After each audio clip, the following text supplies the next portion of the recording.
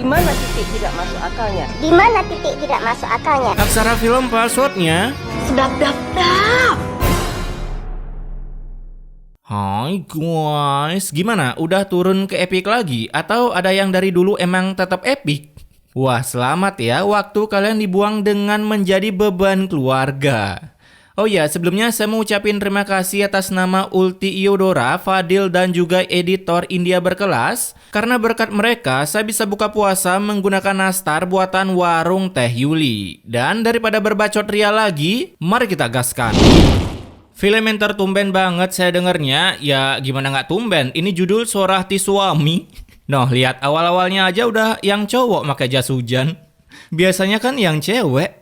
Nah, film ini dibuka dengan dua pasangan yang akan menikah bernama Jono dan Alin, namun mereka harus diganggu oleh bit ember yang melintas. Sampai Jono pun harus tergedik beton dan Jono pun mati dan film pun tamat. Hore. Enggak. Sampai Jono pun harus tergedik beton aspal hingga matanya pun harus mengcosplay menjadi Satoru Gojo dan kakinya pun harus tersegelkan seperti guru Gai sehabis mencemes Madara. Gila. Keserempet gitu doang loh, apa hubungannya sama mata? Yang sabar ya. Bapaknya lah yang sabar. Nah, si Alin yang mengetahui bagian tubuh Jono tersegelkan, ya tentunya dong ia langsung memutuskan Jono. Mana ada ya kan, kalau nggak good looking, minimal good rekening lah. Tapi aku lakukan semua ini karena aku pengen selamatin kamu kan? Tapi kan aku nggak minta diselamatkan. Nah, ini nih kebiasaan woman. Kita inisiatif salah, nggak inisiatif salah. Woman kayak gini tuh harus diazabin main di film azab jadi suami Sasuke biar disuruh ngemis.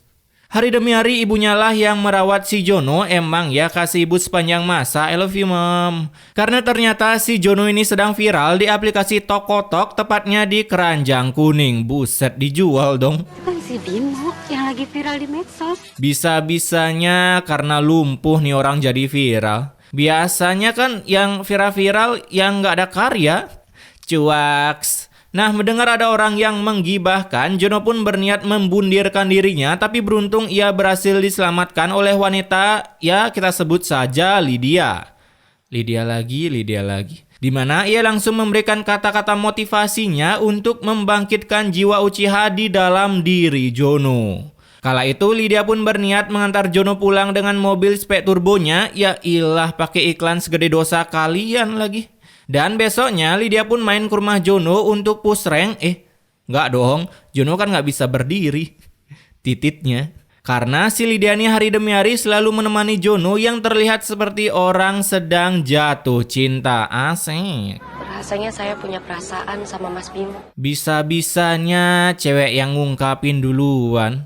Tapi saya jatuh cinta sama kamu Mas Bimo. Ya Tuhan, sisainlah satu cewek yang terang-terangan gini. Nggak cuman bisa bilang terserah, apalagi apa aja boleh. Saat itu Lydia pun berbacot ria dengan cangkemnya yang sok ramah dengan bilang kalau ia tulus lah, cintalah, punya QB lah. Dan ia juga bilang kalau besok mereka akan menikah. Gila, gampang kali ya hidup di dimensi ikan terbang. Nah, ketika menikah, keluar lagi kekuatan cangkem yang bisa berkamuflase seperti bunglon karena ia berkata seperti ini. Kenapa saya mau menikah dengan Mas Bimo? Cinta nggak memandang fisik. Gue lebih percaya kalau Elon Musk tinggal di jonggol sih daripada ini. Selesai menikah, malam pertama mereka pun bukannya dilalui dengan mengebor sumur, tapi si Lydia malah memilih membuat konten dengan Jono karena si Jono sedang viral-viralnya di media sosial. Ya, biasalah ya. Kayak di dunia nyata gitu, ada yang viral langsung kolaborasi di mana-mana. Kalian jangan lupa ya, selalu nonton channel ini guys.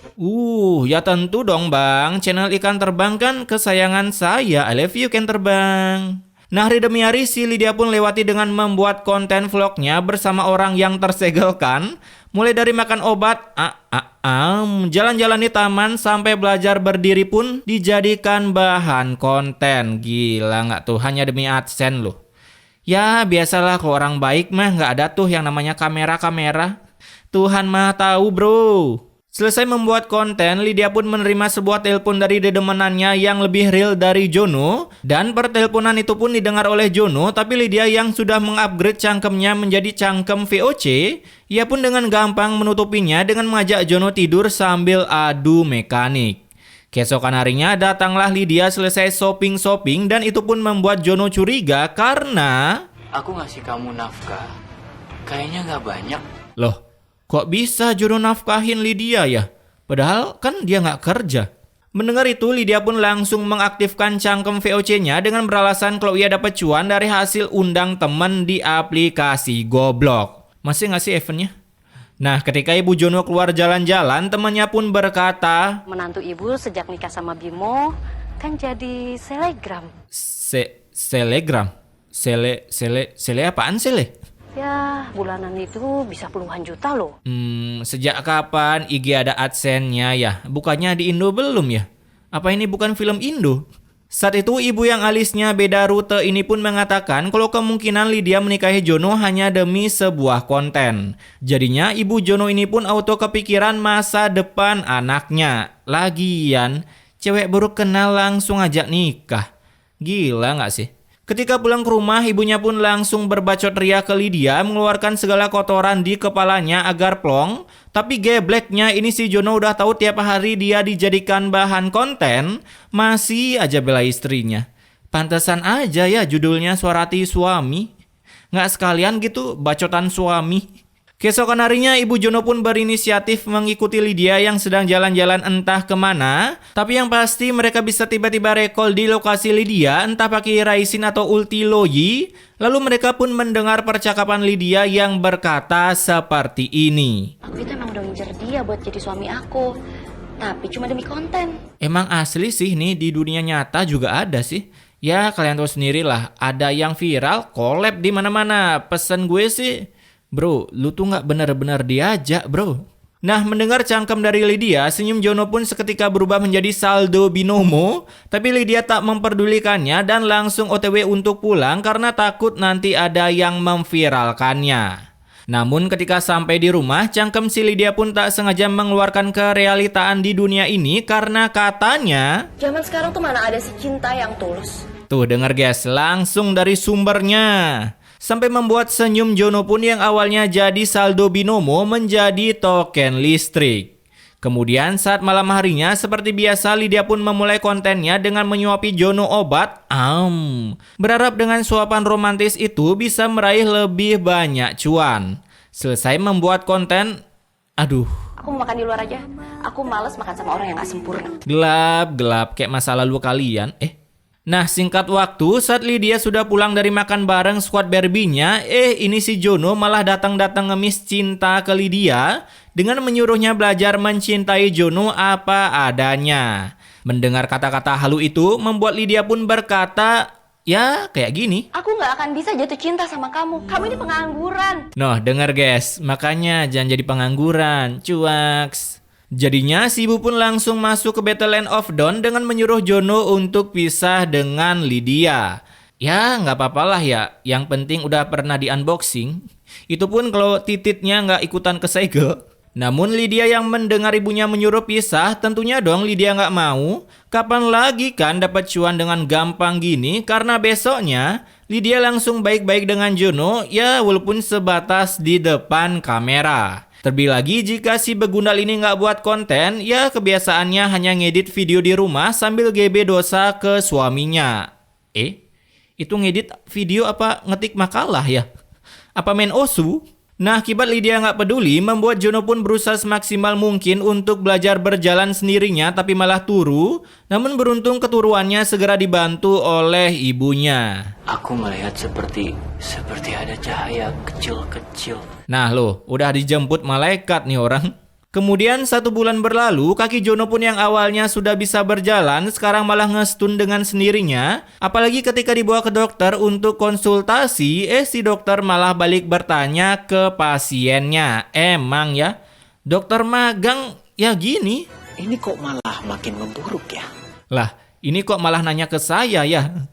Nah, merasa tak mendapatkan jawaban dari dokter, mereka pun kembali ke rumah setelah bertanya dengan dukun yang katanya Jono jadi ngestun akibat Lydia memberikan obat dengan racikan spell stun. Yang dimana ternyata Lydia berniat membuat kaki dan mata Jono tersegel selamanya seperti memusiki agar Lydia tak kehabisan bahan untuk membuat konten. Cuan. Aku juga pengen nikah sama pacar aku, Mas Doni. Nambah kena damage lagi hati si Jono kan? Udah nggak jadi senyum token listrik lagi.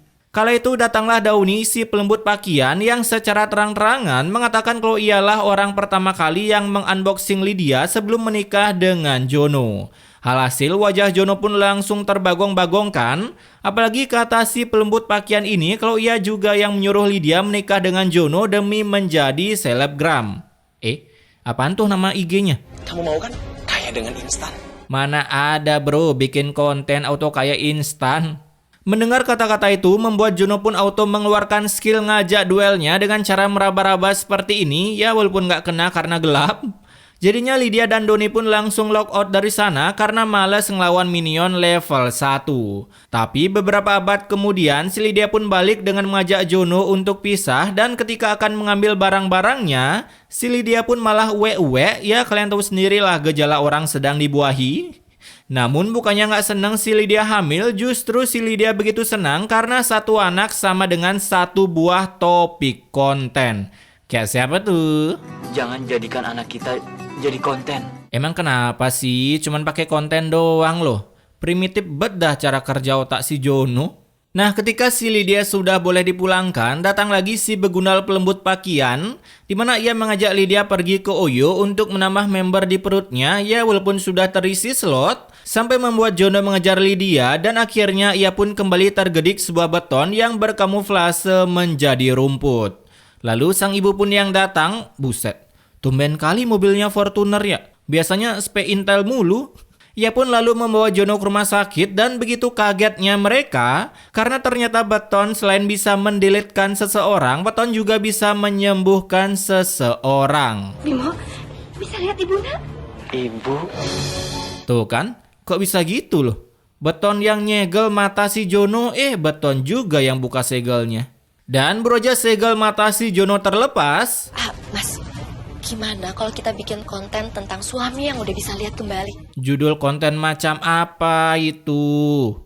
Si Lydia pun langsung ngevlog di sana dengan mengancam Jono seperti ini. Aku akan bawa bayi di dalam kandungan aku ini kabur. Lah, bawalah, orang Jono mau nikah lagi, ya nggak John?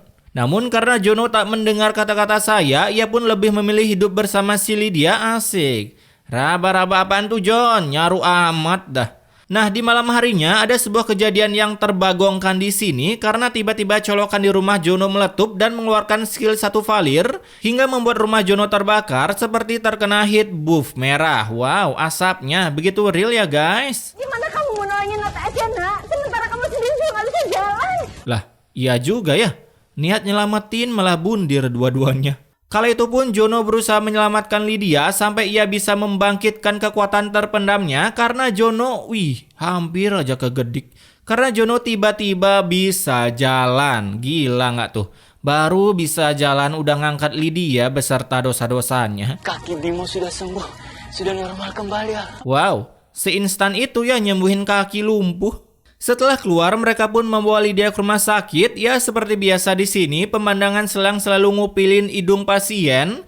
Dan kata dokter, member di perut Lydia harus diloginkan secepat mungkin. Aku akan selalu ada di samping kamu, aku akan temanin kamu. Enggak, aku nggak mau ditemenin sama kamu. Buset, ayolah, jangan diulti dulu. Saat itu si Jono pun menyuruh pelembut pakaian ke sana, tapi ya si Dauni tetap login push rank ML. Jadinya mau tak mau Lydia pun harus ditemenin sama si Jono. Mas Bimo memang laki-laki yang baik. Nggak tahu aja dia lagi doa biar lu cepet ke Bennett. Tak lama kemudian mulailah perut si Lydia mengalami kontroversi, buset kayak gosip aja, dimana sang dokter langsung mengeluarkan member di perut si Lydia dengan segala ritualnya ala-ala kedokteran, dan akhirnya beginilah penampakan bayi dari seorang vlogger. Nah, selesai melahirkan, si pelembut pakaian pun menyuruh Lydia untuk log out dari kehidupan Jono karena mereka akan segera menikah dan akan segera mengisi ulang slot di perut Lydia. Asik. Kalau aku bertahan sama kamu juga nggak ada kerjaan. Lah, tinggal nyari kerja. Emang ya umur-umur segini tuh otaknya rada kurang dipakai.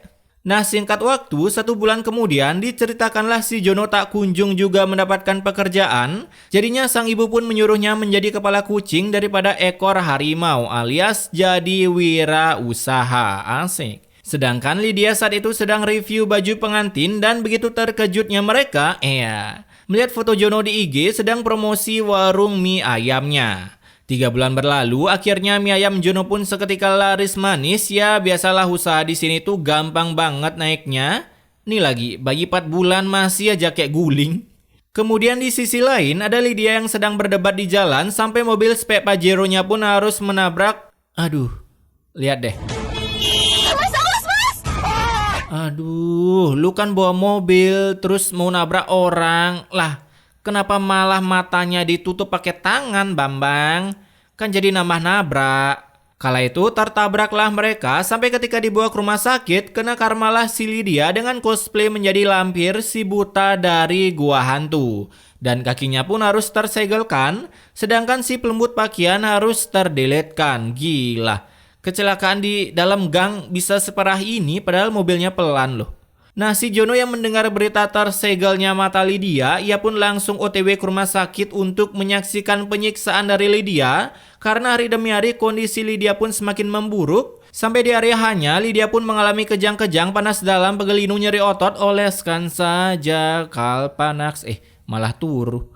Si Lydia pun akhirnya terbenetkan. Wow, kenapa jadi film azab cuy? Udah judulnya Suara Hati Suami, endingnya ikutin film azab. Oke, pesan immortality-nya di sini, jika kalian nggak good looking, setidaknya good rekening lah demi mendapatkan cinta sejati dari seorang woman. Ya, makanya kerja sampai tipes. Karena jika kalian tidak ada salah satu dari kata good itu, maka dapat dipastikan hati woman kalian akan menjelma menjadi dobleh, alias bisa mencintai 2 orang sekaligus.